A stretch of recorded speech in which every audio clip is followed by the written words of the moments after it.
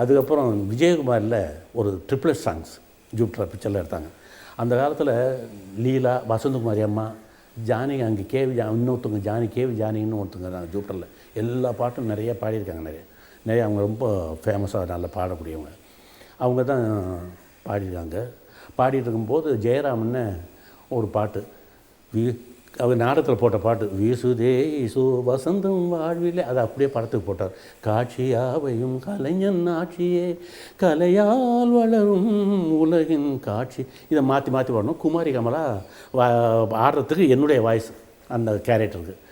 ராஜகுமாரி அம்மா, டிஆர் ராஜகுமாரி அம்மாவும் கேஆரும் மத்தியில் ஒரு பிளாட்ஃபார்ம் போட்டு என்னை நிற்க வச்சுட்டாங்க. அப்போ உருண்டை மைக்கு, ஒரே மைக்கு தான், சிங்கிள் தானே.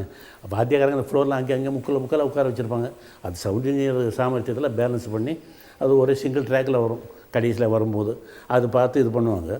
அப்போ என்னாச்சுன்னா, இந்த பாட்டு எடுக்கும்போது யாரை போடலாம், லீலாவை போடுறதா, வசந்தகுமாரியம்மா போடலாமா, ராஜகுமாரியும் கேஆர் அவங்க பாடுறாங்களே, முக்கியமானவங்க ஆச்சு அப்படின்னு சொன்னாங்க. அப்போது ஜெயராமன் என் பாட்டெல்லாம் கேட்டிருக்காரு, ஜூப்டரில் பாடிச்சதெல்லாம் கேட்டிருக்காரு. எனக்கு ராகவனை போதும், நான் ராகவனை வச்சு எடுத்துக்கிறேன்னாரு.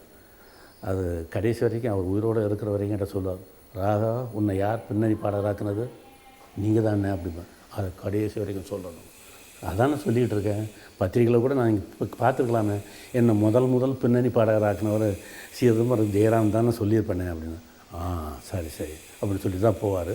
அது மறக்க முடியாத நிகழ்ச்சி அது வாழ்க்கையில் அமைஞ்சது. யூடியூப் பிக்சரில் பர்மனெண்ட்டாக இருக்கிறதுனால எந்த லேடிஸ் வாய்ஸும் ஒரு 2 லைன் 3 லைன் பாடணும்னு சொன்ன கூட நான் பாட ஆரம்பிச்சிடுவேன். இப்போ நம்மளை போட்டுருவாங்க, லாலி லாலி சுபலாலி, இப்படி சில பாட்டுகள்லாம் சுப்பிரமணியன், சிஆர் சுப்பிரமணியன் அருமையான அந்த வயசில் அவர் அந்த பாட்டெல்லாம் எடுக்கும்போது 22 வயசு இருக்குன்னு நினைக்கிறேன். அவர் இறக்கும்போது 28 வயசு.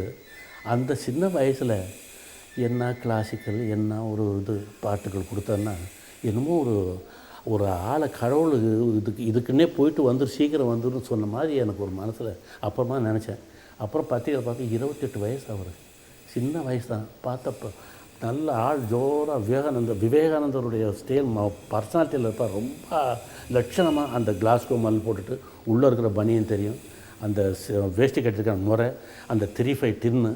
அந்த வயசுலே தொழிலுக்கு மதிப்பு கொடுத்தாங்க அந்த முதலாளிங்கெல்லாம். ஐயோ, தொழிலுக்கு அவ்வளோ மதிப்பு. என்ன காரணம், கம்போசிங்காக பீச் ரோடில் அவரை கூட்டிக்கிட்டு சோம செட்டியார் போடுங்க பாட்டை போடுங்கன்னு சொல்லிவிட்டு கூட்டிகிட்டு போவாங்க. அப்பேற்பட்ட ஆள் இந்த அற்பாயுசிலே இறந்தது ஒரு பெரிய இழப்பு. என்னுடைய சிறிய மைனர் வயசு டயத்தில், மைனர் ஏஜ் வயசில் இந்த சின்ன வயசு படங்கள்லாம் நடித்தேன், பாடினேன். அப்புறம் ஒரு 2 வருஷம் ஊரில் போய் தங்கிட்டேன். ஏன்னா அந்த வாய்ஸ், இந்த மகரகட்டுன்னு சொல்லுவாங்க, நம்ம நாடக மேலெல்லாம் சொல்லுவாங்க மகரகட்டு. அந்த தொண்டை மேஜர் ஆன அப்புறம் தான் ஒரு பெரியவங்க வாய்ஸ் வரும். அது வரும்போது தான் 53லேருந்து 60 வரைக்கும் சிவாஜி நாடக மன்றத்தில் சாசன பாட்டிலையும் பிரதானமாக ஹீரோக்களுக்கு பாடக்கூடிய எனக்கு வாய்ப்பு கிடச்சிச்சு. தொடர்ச்சியாக நாடகம் மேலே பாடிட்டு இருந்தேன். அந்த பாடும்போது ஒரு 54, 55 தேனாம்பேட்டை எக்ஸிபிஷனில் விதியோ தோழன் சிவாஜி நாடகம் பாடிட்டு இருந்தேன் நான். அப்போ வெளியே தான் உட்காந்து பாடுறது.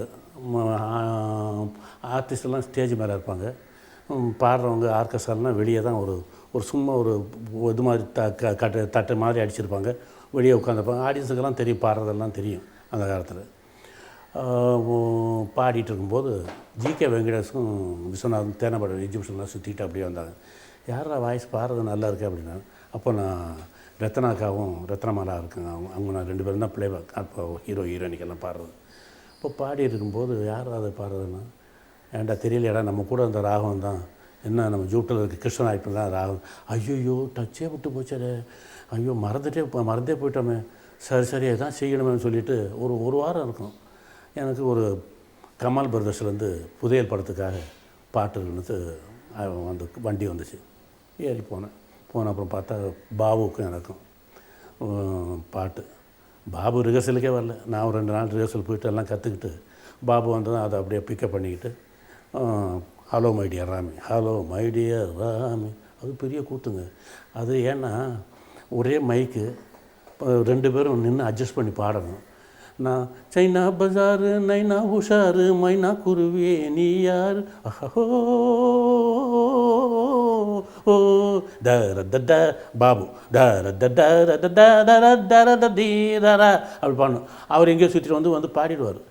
நம்ம பாடுற நேரத்தில் என்ன பண்ணுவார், பால்ரூம் டான்ஸ் மாதிரி அந்த மைக்கை விட்டு பொசிஷனை விட்டு எடுத்துகிட்டு போயிடுவார். தூக்கிட்டு அப்படியே சுற்றிட்டு வரும்போது நான் இப்போது நாடகத்தில் இந்த இதிலெல்லாம் அனுபவத்தினால பயம் இல்லாமல் கையை உதறிக்கிட்டு அந்த பொசிஷன் அந்த மியூசிக் முடியறதுல கரெக்டாக நின்று பாடிட்டேன் என் போர்ஷனை.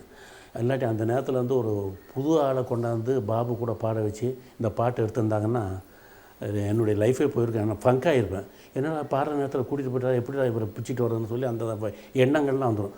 அது இல்லாமல் அந்த நாடகத்துறையில் இருந்ததுனால எப்படி நம்ம முன்னுக்கு வரணுங்கிற ஒரு எண்ணமும் நம்ம கையில் இருக்கனால உதறி தள்ளி விட்டு நான் பாடிட்டு அந்த பாட்டை ஒரு 2-3 டேக்கில் ஓகே பண்ணி அது ஒரு நல்ல அனுபவம் அது. அதுக்கப்புறம் மகாதேவன் அருமையான பாட்டு கொடுத்தார். பாஞ்சாலிங்கிற படத்தில் மனோகர் ஹீரோ. அந்த படத்தில் ஒரு முறை பார்த்தாலே போதும், கிளாசிக்கல் டச் உள்ளது, கல்யாணி ராகத்தில் அப்படியே ஒரு முறை பார்த்தாலே போதும் உன் உருவம் மனதை விட்டு நீங்காது எப்போதும் ஒரு முறை பார்த்தாலே போதும் மாந்தளிரை காணும் போது உன் வண்ண மேனியதில் காணுதே வண்ண மேனியதில் தாணுதே பூங்குயிலே உன்னை எண்ணும் போதே ஒரு புதிய உலகமும் தோணுதே ஒரு முறை பார்த்தா இந்த மாதிரி சங்கதிகள்லாம் கொடுத்து ரொம்ப அமக்கலமாக பாடி வச்சார். அது மேலே நாட்டிலலாம் அந்த படம் போகாதனால பாட்டுகள் நல்ல ஹிட் ஆச்சு. ஆனால் நம்ம தமிழ்நாட்டில் டிவிலையும் இந்த டிவி அப்போ கிடையாது, ரேடியோவில் போடுறதுக்கு வாய்ப்பு கிடையாது. ஏன்னா சினிமா பாட்டெல்லாம் ஒளிபரப்பவே மாட்டாங்க. நம்மளை ஒரு பெரிய பிரபல்யமாக்குனது எல்லா ஒரு பாடகர்களையும் இலங்கை ரேடியோ தான். என்ன படம் ஃபெயிலாகும் பாட்டுகள் முல்லைப்பூ மணக்குதுன்னு சில பேர்த்துக்கு கூட தெரியாது. அது என்ன ஹிட் சாங், நானும் ஜெக்கியும் பாடினது ஒரு அருமையான சாங். முல்லைப்பூ மணக்குது முத்தை போலே சிரிக்குது அள்ளி அள்ளி வாசத்தேனை இளம் தென்றல் தெளிக்குது அந்தம்மா உல்லாச பாதை கண்டு இல்லாத ஆசை கொண்டு சல்லாப வானில் சங்கீதம் பாடு மகாநாதன். அவ்வளோ அருமை அந்த பாட்டுகள்லாம். அந்த இலங்கை ரேடியோ இல்லைன்னு சொன்னால் இந்த பாட்டுகள்லாம் நம்ம வெளிநாட்டுகளில் பிரபல்யமாக ஆயிருக்க முடியாது. ஏஎல் ராகவனின் பெற்றோர்கள் நம்ம திரைப்பட உலகத்திற்காகவே அவரை பெற்றெடுத்து கொடுத்த ஒரு மகன். ஏஎல் ராகவன் ஒரு ப்ரொடியூசராக இருந்திருக்காரு, ஒரு நடிகராக இருந்திருக்கிறாரு, ஒரு பின்னணி பாடகராக இருந்திருக்கிறாரு. அவருடைய குரல் வளம் ரொம்ப எல்லாரையும் மயக்கும் குரல் வளம் கொண்டவர். அதாவது எங்கள் நிறுவனம் ஏஎல்எஸ் ப்ரொடக்ஷனில் ஆனந்தி, திருடாதே, இந்த மாதிரி லக்ஷ்மி கல்யாணத்தில் போட்டாலே உன்னை பெற்றி போட்டாலேன்ற ஒரு பாடல், இந்த மாதிரி அந்த மாதிரி நிறைய பாடல்கள், கந்தன் கருணையில் வேல் வேல் வெற்றிவேல் அப்படின்னு பாடியிருக்காரு. அதாவது நம்மளுக்கெல்லாம் அவங்கெல்லாம் நம்மளுக்கு கிடைத்த ஒரு பொக்கிஷம் அப்படின்னு சொல்லலாம். அவர் எப்போவுமே எனக்கு தெரியும் ஒரு கேமரா வச்சுட்டு முக்கியமான விஷயங்கள்லாம் ஃபோட்டோ எடுத்துக்கிட்டே இருப்பார்.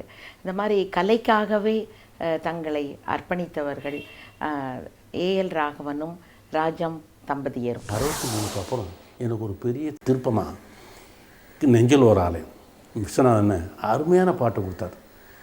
எங்கிருந்தாலும் வாழ்க எங்கிருந்தாலும் வாழ்க. அதில் ஒரு 4 லைனில் கதையே வந்துடும். அந்த பாட்டை எனக்கு கொடுத்து அதில் அப்படியே ஊற வச்சுட்டார். அப்படியே ஒரு நாள் ரிஹர்சலில் எப்படி பாடணுங்கிறத ஒரு நல்ல ஒரு இது எனக்கு நான் தான் பாட முடியுங்கிற ஒரு எண்ணத்துலேயே எனக்கு இந்த பாட்டு கொடுத்தார். எனக்கு ஒரு ஆசை இருந்துச்சு, நினைப்பதெல்லாம் எனக்கு கிடைக்குமான்னு சொல்லி. அவருக்கு அது அந்த பாட்டு பாடலாம், இந்த பாட்டு நான் தான் பாடினா ஒரு இதுவோ எமோஷனலாக இருக்குன்னு சொல்லி அதை உணர்ந்து கொடுத்தவர். அதை நான் அழகாகவும் அவர் நினச்சபடி பாடினதுக்கு நான் ரொம்ப சந்தோஷப்படுறேன்.